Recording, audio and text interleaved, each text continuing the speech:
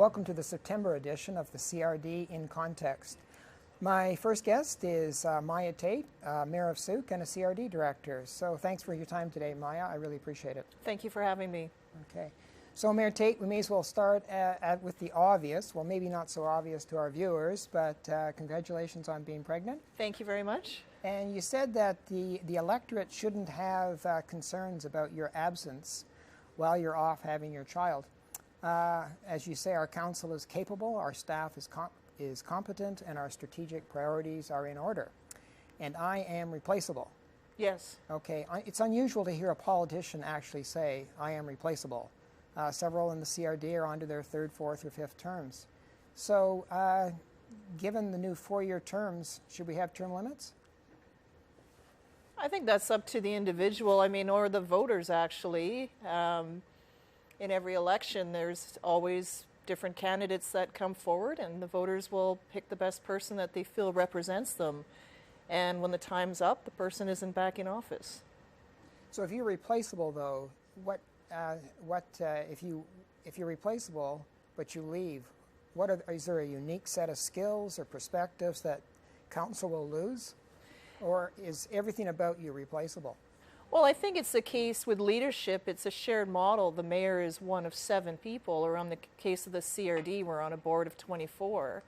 Everyone contributes the best that they have, and I think the voters and the town is represented by a diverse set of views. And so I think everyone on our council anyway shares and respects one another's viewpoints and is always considerate of when a particular person is absent from a meeting.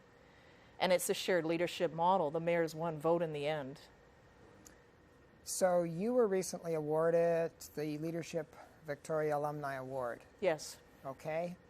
Which recognizes a graduate of the Leadership Victoria program who continues to demonstrate outstanding leadership and service in the Victoria community. So there's no mention there of, it's not shared with other people. That leadership award went specifically to you. So how do you take a process that tends to be identified or attached to one individual and really share it? Well, I think through my experience, both through work and through volunteerism, a job done is one where you can step away, it's not attached to you, and everything continues to happen. I think it's dangerous if the job fails when a person goes away for vacation or has medical or any type of illness or absence, that things don't continue. So when you empower other people around you and there's a shared philosophy, that the work's going to be done. I go on vacation, I don't take my mobile device with me, and I know that things are in place. So it's a matter of being prepared. I'm a Girl Guide at nature, so you're prepared. And you know that when you come back, things will work themselves out. It's confidence in the people around you as well. So then what's the difference between being a leader and being a manager? Because what you just described there sounds to me a lot like being a really good manager. As you say, you've got people around you, they know their jobs, they know their roles and responsibilities, and you as the head manager can go off and nothing changes. Sure. Well, leadership is about having a vision that inspires and motivates other people to share in that vision and to also bring forward their skills and expertise.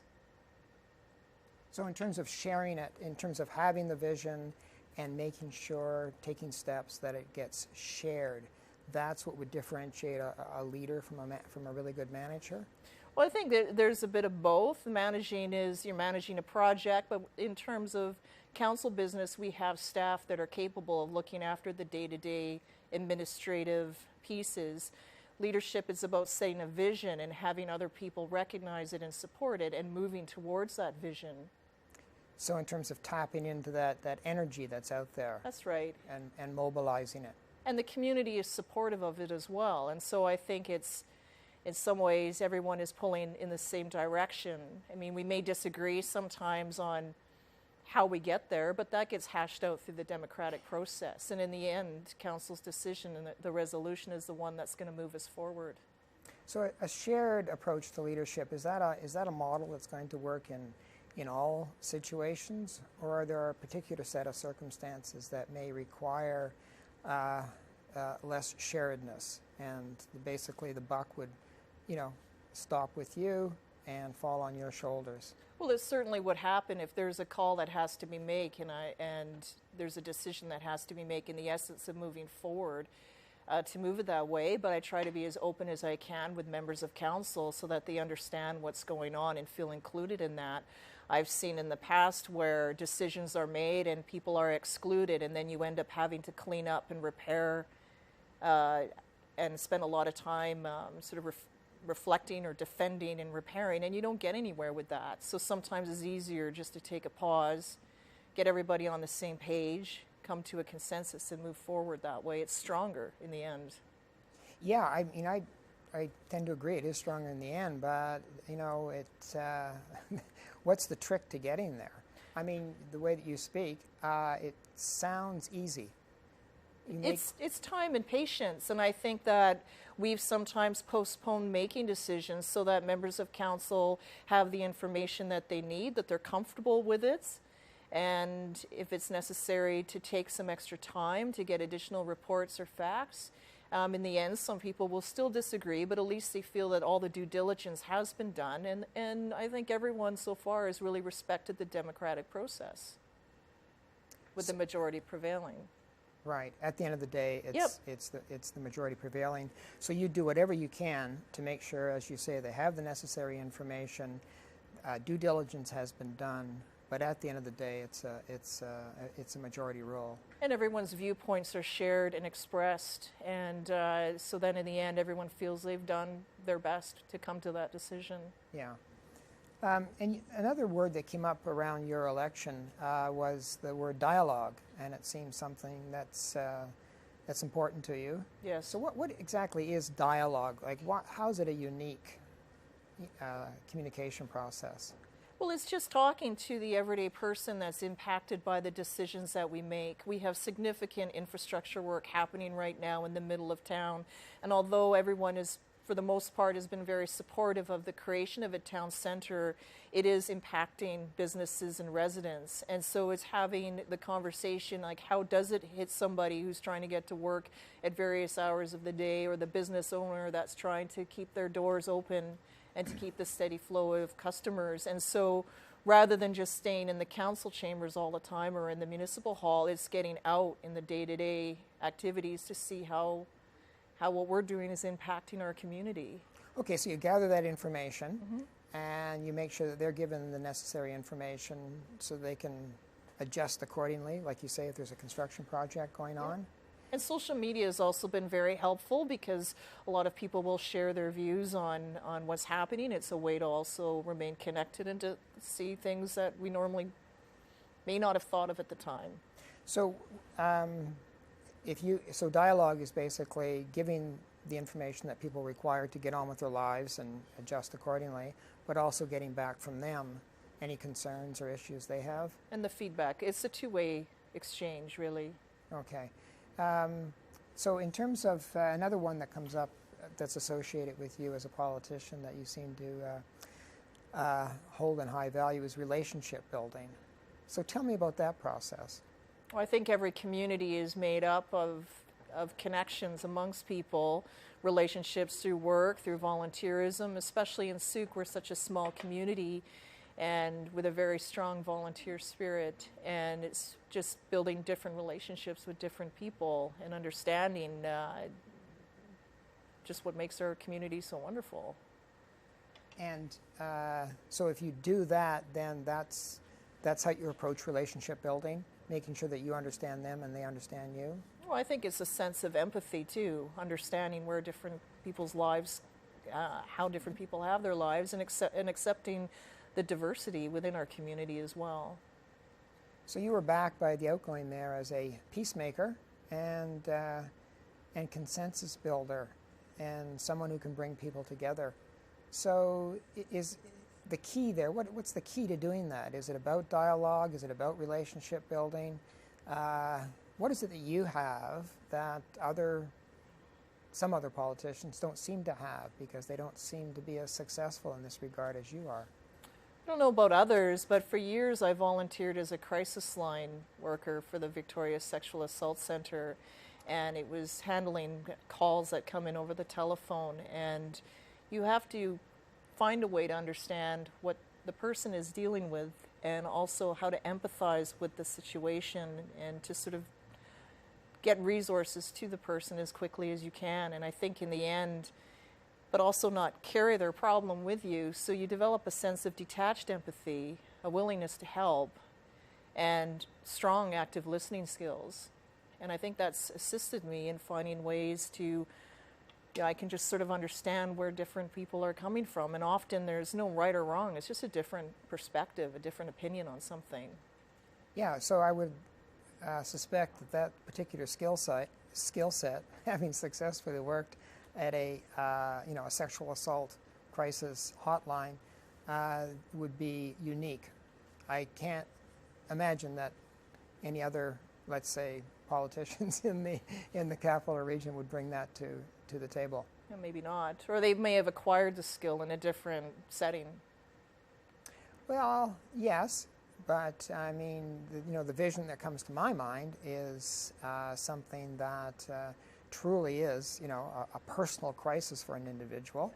And as you say, you have to bring empathy to the table right away, and yet you can't lose yourself in it. It has to be, as you say, a detached empathy. And also to remain calm, because getting excited only will potentially excite the caller. It's not helping the situation. So it's very important to remain grounded all the time. And so that's what you bring when you, not just that, but that seems to be a real foundation piece for you when it comes to engaging with other people. Possibly, yes. Yeah. At least yeah. The other thing that you were quoted as saying is that when you start exploring, I guess it was when you're thinking about getting into politics, it says when you start exploring what civic politics does, what it means to people's lives, I started thinking maybe that's something I should be doing. So what does civic politics mean to people's lives?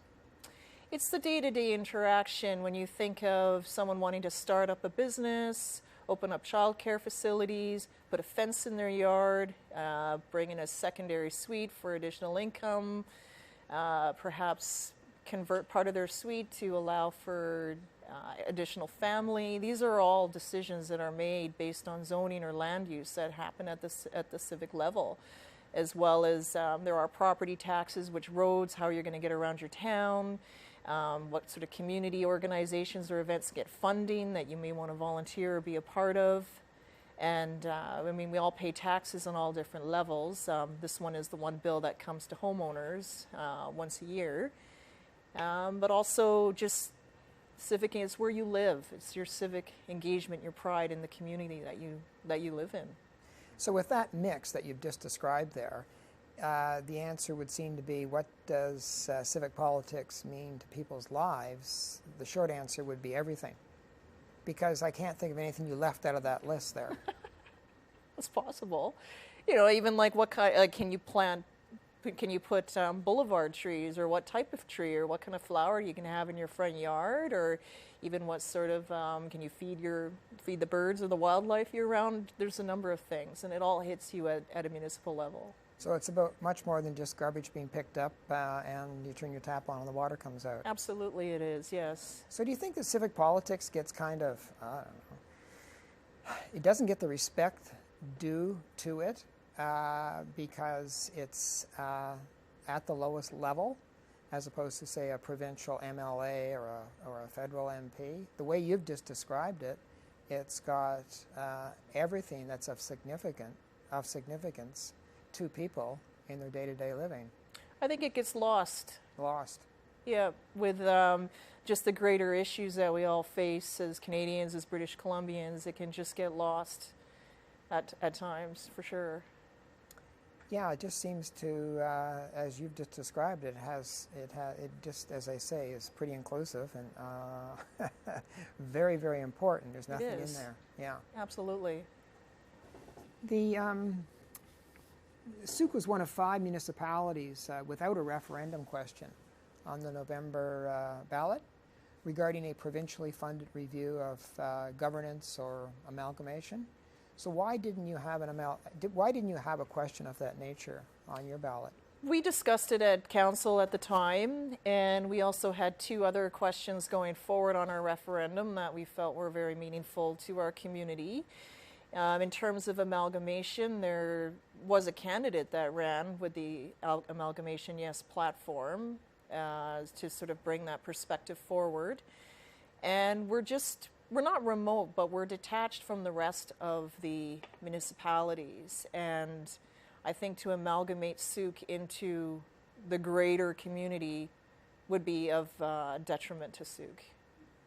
My understanding of what the other municipalities that have gone forward with now is a governance study, a review of Yes. governance, and it's going to be provincially funded, right? And so it just seems, why would you pass on a provincially funded review of governance, in the area to establish an evidence base? So if you wanted to make a strong case for not amalgamating, it would provide you with it, and/or you could use the same evidence base to maybe make a case for Well, at the time, there was no mention of provincial funding. This year, though, I have met with Minister Oakes to talk about Souk's position with amalgamation and had a great conversation with her. But last year, we got sort of a form letter sent to our municipality, and that was really about it. So, I mean, if folks are really serious about amalgamating Souk, maybe you should drive out and make that pitch to council. Okay. So as a CRD director, you're, a voice of one. Yes. And you're not involved in the Core Area Liquid Waste Management Committee. No. And you say in such a way that would lead me to believe that you're glad you're not on the Core Area Liquid Waste Management Committee. Yes, I am. Okay. We do have our own system out in Souk that council will be making decisions on the years to come. But yes, we are not connected to the core system. And that's a good thing. Yes, it is. Okay. This may be absolutely nothing to it, but again, one thing that was mentioned when you were elected was that you were going to head up a council with 4 women, and you were sort of sometimes mentioned in the same breath as Mayor Barb Desjardins of Esquimalt, who heads up a council with 5 women, right? Yes. Is there anything to that? I think it just represents that Souk has always had strong women in leadership roles. Long before we incorporated as a municipality, regional directors were female and sort of matriarchs of the community that really kept the community moving. Really strong female pioneer history as well through the Sauk Nation as well. So I think it's just representative of our unique population and our unique community. Well, Mayor Tate, I wish I had more time, but I don't, and I want to thank you very much for coming in today. Well, thank you so much for the opportunity. I appreciate it. Thanks a lot. That concludes part 1 of the CRD in Context.